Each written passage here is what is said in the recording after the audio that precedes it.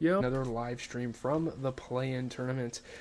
Today we had one good game. I don't really care to talk about the Hawks and Bulls. I mean, shout out to Kobe White, but I really just want to talk about the Heat and the Sixers because that was definitely a game that went down to the wire. Definitely a game worth talking about. And we're just going to get into it. Joel Embiid scores 23 points, has a big assist. Yeah, GG's for Trippy. Obviously, I think the Heat are looking pretty good for this next game. The Bulls did look good in their playing game tonight. I don't really care. Yeah, that's kind of my finals prediction as well. But, yeah, Embiid, huge pass towards the end of the game. You know, the Sixers beat the Heat in the play-in. They earned the 7th seed. Obviously not ideal for the Heat. I predicted this. I know the Heat are a pretty solid team, but I knew, the Sixers would get something figured out. But, man, in what crazy fashion. Yeah, Jimmy does have that torn ACL fear. We'll see, man. We'll have to see what transpires in the next couple of days. We'll have to be looking out for some updates. Obviously, I'm going to be taking a break from these streams tomorrow because no basketball. But the 76ers needed all the improbable tricks they could summon, even have a chance at winning their first play-in game in team history. So I guess they made franchise history tonight. They won a play-in game, which is kind of fire. And yeah, 76ers hold off the Heat, and now we know that the Knicks are playing the Sixers just as I predicted. I think I have the Knicks winning that series. Man, that prediction for Heat beating the Bulls probably doesn't look great. I really hope that Jimmy Butler can thug it out and it not be as bad, but we'll have to see. 76ers survive. This was a wild ending. This was a crazy game. Rather lose to the Bulls and the Celtics, probably. Especially when you're going through 7 games, you might as well just get the offseason on with so you can kind of prepare for next season. But to be fair, if Jimmy Butler, best case scenario for the Heat, if Jimmy Butler was healthy and they went to play the Celtics, they'd have probably about a 35 to 40% chance of winning the series, which isn't great, but that's not bad either. But yeah, Nicholas Batum was shooting the 3 ball, shooting the leather off the basketball all night. He played great.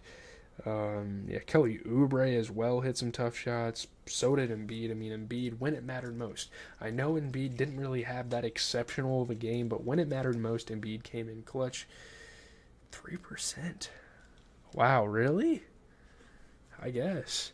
But looking at the Heat, shout out to Bam Adebayo. He had 10 points, 12 rebounds. 3% is ridiculous. That's crazy. You get 25 points out of Tyler Hero. I would have liked to see more out of a guy like Caleb Martin, especially what we saw out of the playoffs last year out of him. Obviously, off the bench they have guys like Haywood Highsmith that they tend to put in over him. Oh yeah, they did have a 3% chance of beating the Bucks, was it? Yeah, or maybe it was to beat the Celtics. I don't remember which game it was. They did have the 3%. I saw everybody on Twitter raving over that. I do remember that now that you say that. But, Haywood Highsmith played a little bit over Caleb Martin, I guess. But I don't know. I think it was the Celtics. Okay, yeah. That makes sense that you would say that then. I mean, they definitely had a pretty low chance of beating the Bucks, too. So, it was one of the most, improbable playoff runs I've ever seen. But you look at the Sixers, 23 points, 15 rebounds for Embiid while shooting 50% from 3. You get 20 points off the bench for Nicholas Batum. Who would have ever thought shooting 60% from the 3? I'm not going to lie, if I'm a Heat fan, that's kind of unlucky because he's averaged 5 points a game the entire season. But just talking about the Friday games, I don't think the Bulls Heat's going to be that good of a game. It could get close, but I'm really, really excited for Kings Pelicans. Even if Zion isn't playing, I still think that's going to be a solid bit of basketball there. But I don't really have much to say. I still have to finish up this Sleepy Hollow movie that I've been kind of watching the entire night. I have an hour left on it, so I'll probably get to that so we can talk about it on YouTube tomorrow. I'm also talking about The Sopranos. I'm kind of packing in some content, since there is going to be no basketball tomorrow. I think